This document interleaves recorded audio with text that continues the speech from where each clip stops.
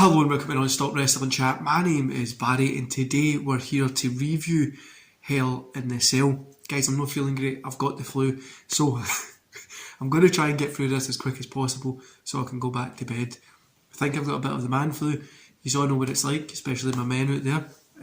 Women don't understand how hard this is.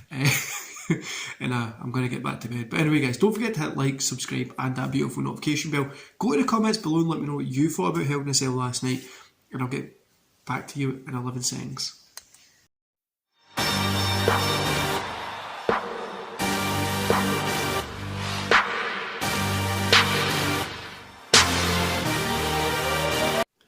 So I just want to open this by saying this was a show that I was not interested in. Going into this, I did not give a shit about it. I wasn't interested in really any of the matches apart from the main event, the Hell in a Cell. Which I do want to say, having the one Hell in a Cell on the pay-per-view made it seem special. I mean, it made it feel like it was something again. I don't think we need to go back to having 2, 3 Hell in a Cells in a night. Can we just do the one Hell in a Cell, change the name of the pay-per-view and just do a Hell in a Cell when it matters? I think that makes sense, but you know, that's what it was. I went to this pay-per-view thinking it'll be okay, and I kind of left it thinking it'll be okay. But let's break down the matches and we'll go through, I'll tell you what my thoughts are on it. And remember, don't forget to go let me know what you thought about Hell in a Cell in the comments below. So, Bianca Belair versus Asuka versus Becky Lynch for the Raw Women's Championship. This, for the most part, was a good match. A little too kind of choreographed for me. I feel there was a lot of like, okay, set up, set up, set up. Do you know what I mean? I feel that, and that's why I've reduced my marking by a little bit. But overall, it was good. A good opener to the show. I would rather see Belair move on from like facing Lynch now. I think we should move on from it. But yeah, I enjoyed this one. 3 out of 5 stars. I would say it was action packed. It was fun, and it was just a good opener to the show. So 3 out of 5. And we got Bobby Lashley versus MVP and Omos. Do you know the lead into this? The little package was good. I don't care for this match really. The Kendrick Alexander stuff that he done, because we've noticed had him against Ricochet put the IC title in this on here on the pay-per-view, but this was okay. I'm not behind Omos. I'm not really a big fan of it. Lashley getting the win makes sense, makes him look cool, but he does look cool, so Lashley winning was probably for the best here for me personally. But yeah, I'm going to say 1.5 out of 5. It wasn't really anything special. And yeah, now next one, Ezekiel versus Kevin Owens, the same. It was an okay match, a couple of cool moves in it, but a 1.5 out of 5. There's nothing really here to get into. I'm not into this Ezekiel thing that doesn't, no, I'm not into it. Then we got Judgment Day versus AJ Styles, Finn Balor and Liv Morgan. Do you know, I'm going to give this 2.5 out of 5. I enjoyed this one. I thought it was good. You know, I'm a big fan of Damian Priest and Rhea Ripley. This one was fun. Honestly, it was a really fun watch. Not the best 6-man tag match that we've ever seen. 6-person tag, whatever you want to call it. But yeah, it was good. Everybody in the ring's fantastic. Do you know what I mean? What I would say is I think it's time for Judgment Day to move on from AJ and Cole, because we've seen him beat them. We're done with that. We can move on. I think that's the best thing to do, but I don't know who they're going to move on to. But yeah, this was okay. Happy Corbin versus Madcap Moss, no holds barred match, 0.5 out of 5. There was a few good moments in this match. There was wettings, there was all that kind of stuff. I don't know why it was this high up the card.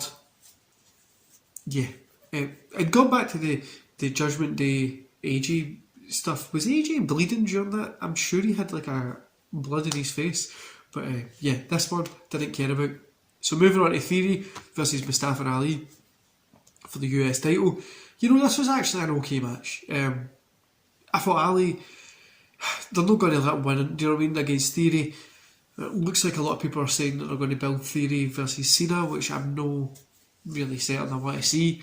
But yeah, it was a good match, good moves, good action.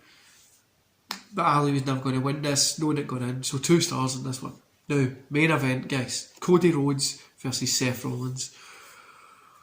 Well, that was brilliant. Cody especially got in with that pec injury. was just fantastic, wasn't it? The guy going out there, and I'm sure tonight he's gained a ton of respect and a ton of new fans, going out there and putting that type of effort into a show like what he just done. I think it just shows how good of a wrestler that he is, and also how much of a loss it is for AEW for him to go back to WWE. But this was fantastic. Now, I know a lot of people haven't enjoyed Rhodes versus Rollins. They don't think they should have had the 3 matches, but I think it tells a story. Do you mean they're treating it right? They're setting them up with a great wrestler. They're putting them into good matches, and he's got the win. He's over his shit, and there's a bunch of people that are enjoying him now. And he, like I say, he's earned a lot of respect. I love Seth Rollins and the polka dots, which was cool. One thing I do want to say is, why was there a cowbell under the ring with the rope thing? That was kind of weird, wasn't it?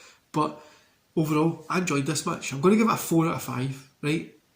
1, because Cody's injury, and he literally worked through it, which is fucking fantastic. Because I've torn my pec muscle before, and yeah, that was... You're not really going out to do fucking a wrestling match in it. You're barely able to pick up some stuff, so that was a really fantastic thing. But the match itself, taking out the injury, was actually really good as well. And I think having only one Hell in a Cell really made it feel special, and this Hell in a Cell really made the show. So overall, I'm going to say it's a 2.5 out of 5. I'm going to say it was halfway. But there was 3 matches on the show that really made it. So you've got Judgment Day versus AJ, Balor and Liv Morgan, the Hell in a Cell, and the women's match. The Hell in a Cell being the top, then the women's match, and then that 6-person tag. But really, if it wasn't for those matches, and if it wasn't for that main event, this show would have been a complete dud. And one thing I do want to say is, the IC title not being on this show is blasphemy. Do you know what I mean? Like, get this title back to where it was. The prestige is pretty much gone from it. Let's do something with it, and let's stop fucking... I don't even know why they're not doing anything with it. But yeah, I enjoyed the show, guys. I didn't enjoy the whole show. I enjoyed parts of the show, and then the main event was enjoyable. Do you know what I mean? But a lot of the matches, you kind of just thought, well, this could have just been on Raw. Do you know what I mean? This could have just been on Raw. This didn't need to be on the pay-per-view. But it was what it was. But that main event was fantastic. And honestly, Cody Rhodes doing that with the torn pec was fantastic. No, a fantastic moment for him. But going out and doing that when you probably shouldn't have, but it was really good. Like I said, the feeling of the IC title is just silly. So guys, coming up this week, we've got... I'm hopefully going to be feeling better. But I put out on Twitter, so if you still got any questions to ask me, go ask. I've put out on Twitter asking, do you have questions? Obviously that's kind of explaining there, wasn't it? But I'm going to do it. So a few guys asked me questions. Like Steve asked me, SCW Steve asked me if Sting joined WWE back in 2002 instead of for TNA, how would I have booked his first 12 months? Now this has had me thinking for a bit of fucking... I'm sick. I've not got any else today, so I've been sitting thinking about this. I'm going to make this its own video, so this will probably go out on Thursday or Friday. Its own video will be the SCW Steve one. There's another one that I'm going to do for the own video as well.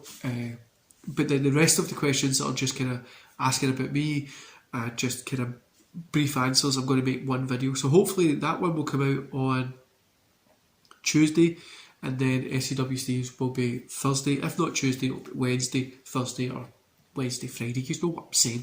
This Week in Wrestling won't be on this week, but it'll be on Monday. And yeah, because this weekend I'm going to be taking time off for the first time in ages. And I'm guessing I'm going to be taking most of the week off because I can barely breathe out of my nose. Anyway guys, don't forget to hit like, subscribe and that beautiful notification bell. Go support everybody that's asked me a question or anybody that I share their content. They're all fantastic creators that really deserve the support from you guys. And I'm going to love yous and leave yous there. And I'll see you back here hopefully tomorrow, but maybe Wednesday.